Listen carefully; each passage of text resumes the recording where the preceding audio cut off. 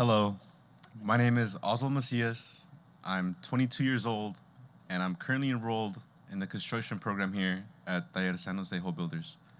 And I'm proud to say within 2 weeks' time, I'm going to complete this course, as well as my classmates in the back over there.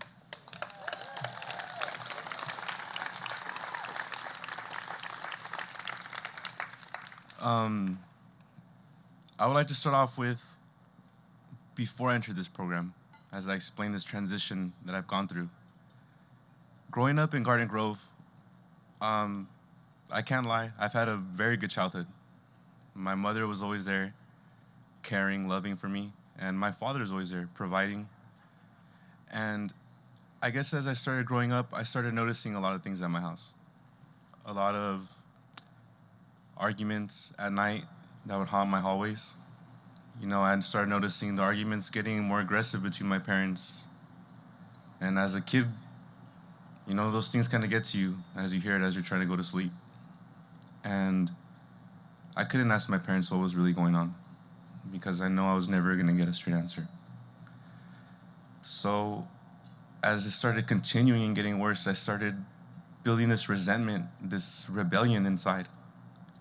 And I started taking it out on my classmates, my principal, anything I could do to really get attention to my parents. Because I didn't want my house to split. I didn't want to see two people I love the most, go their separate paths. And it never happened. My parents went through the process of getting a divorce, and it was hard for me because they would speak to each other through me, which was hard. And I started developing these bad habits, hanging out with the wrong crowd. One of the most worst habits I ever developed was vandalism. I started having a passion for graffiti, writing on other people's property.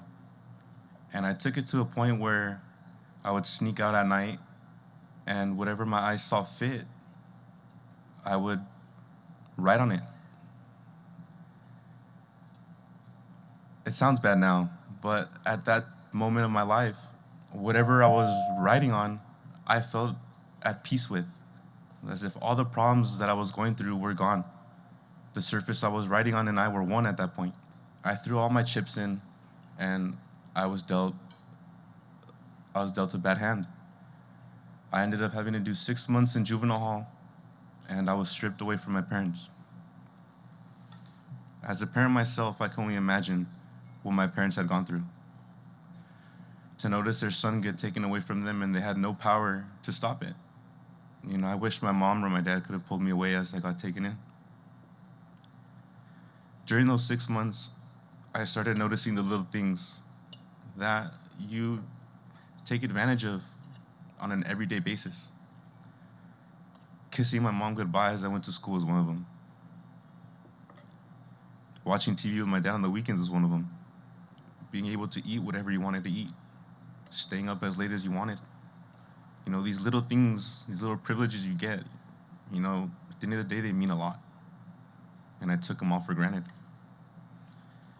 After completing these 6 months in juvenile hall, I wanted to make it up to my parents. Going from junior high to high school, I had 4 years to give them a clean slate. Putting them through a lot of arrests, I owed it to them. Because I know my mom wouldn't like getting a call from the police saying that they have her son in Garden Grove PD and to come pick him up. I can only understand how disappointed she was in me on that drive over there. So I thought to myself, what can I do to change? What can I do to make my parents proud? How can I withstand getting in trouble for 4 years? So I decided to join the football team. And it was probably the smartest decision I could have ever made. Because I noticed football players themselves are very motivated and driven, very passionate for what they do, and responsible to maintain a 2.5 grade point average just to stay in their sport. I figured if I can maintain that, I'll be in the clear. And I did.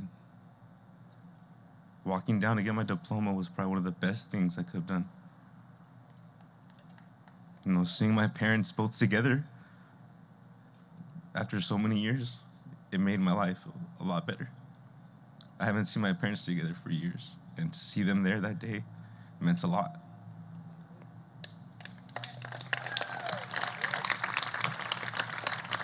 Thank you. After high school, I started to attend Santa Ana College, and it wasn't easy, but transportation was my biggest issue. I lived in Garden Grove, so I had to skate every day to my classes, and it wasn't easy. I would get to class and I would be sweating, or I'd be dead asleep because I was so tired. I had options of transportation. I could have asked my mother, but she was in another transition of moving on with her relationship. She had found someone else. I could have asked my grandmother, but my grandfather had cancer, so she was tending to his needs. So I decided to do it on my own. I was an adult. I figured I could have made it on my own, but I was wrong. I ended up dropping out. Looking back at it now, I never should, because I ended up going down this rabbit hole and it just took me deeper and deeper. I fell back into drugs, my graffiti habits. I was constantly in and out of jail. And I was brought along with a surprise that I was going to have a son. And I was scared. I could barely keep maintaining myself. How am I going to maintain a little boy? And it brought me back to that position where I was stripped away from my mom. I was blessed with being there when my son was born. To be there at that moment was a blessing in itself. To withhold that baby, being the size of a football, it was an experience I can't even explain, but I'm glad I was there. Within 2 weeks after my son being born, I was taken away for another practical 6 months. And within that time, I had seen pictures of my son sent to me.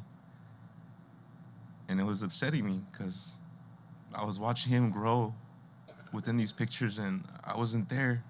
And I wasn't there to take these pictures. It hurts to know that your son's there growing up without you. You can't do a thing about it. You can't feed him. If he's crying, you can't be the one to put him to sleep. When I would go to sleep, I would hear that cry, but I couldn't have done anything about it. It's as if it was haunting me. And I was thinking nonstop, what can I do to get out of here? I don't want to be here anymore. I need to change. I need to find a game changer. I need to move on. Not just for myself, but for my son. When I was released, my mother had brought my son to me the first time. And he had looked at me with his eyes, with this look of as if I was a stranger, like he was confused on who I was. As a father, that hurts. To all you parents out here, it would hurt for all of you, for your daughter, your son to look at you as if they didn't even know who you were. And that hurt me, and I never want to go through that again. So I figured I'm going to change. My son deserves his father, and he deserves to be with his father, as I deserve to be with my son. I remember during my incarceration, my mother had told me a cousin of mine had attended this program, the construction program that I'm in. We walk very similar paths, in and out of jail since we were kids. And I called him when I was out looking for a job, and he had brought me to Taller, San Jose. I was very impressed with what they teach you, life skills, the math they teach you. I'm not the best at math, but they teach it to you. And what I was really impressed by, the house you're able to build within these 16 weeks. Not a lot of people can build a house. Not even in their time span. My father's never built a house.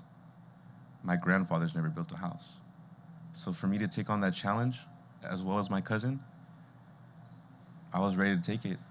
If he was given a second chance, why couldn't I get one? We all deserve one. And I got it. I got it.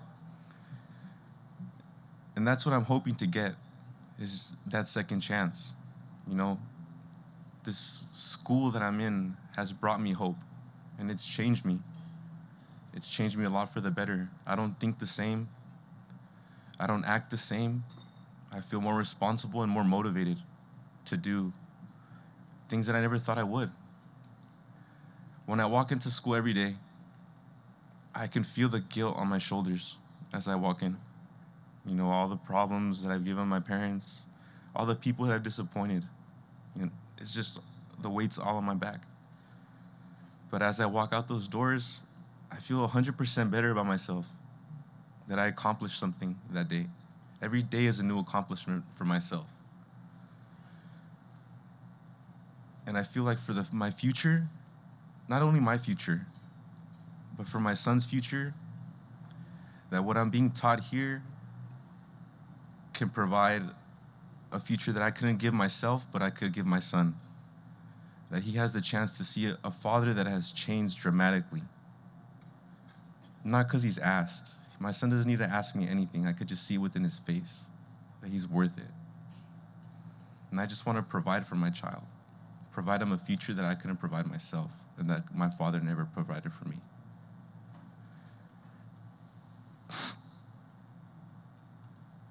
I just want to thank everyone here for your time and for all your guys' attention.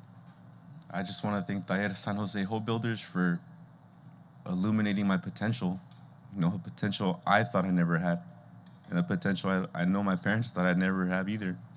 I just wanted to thank you all.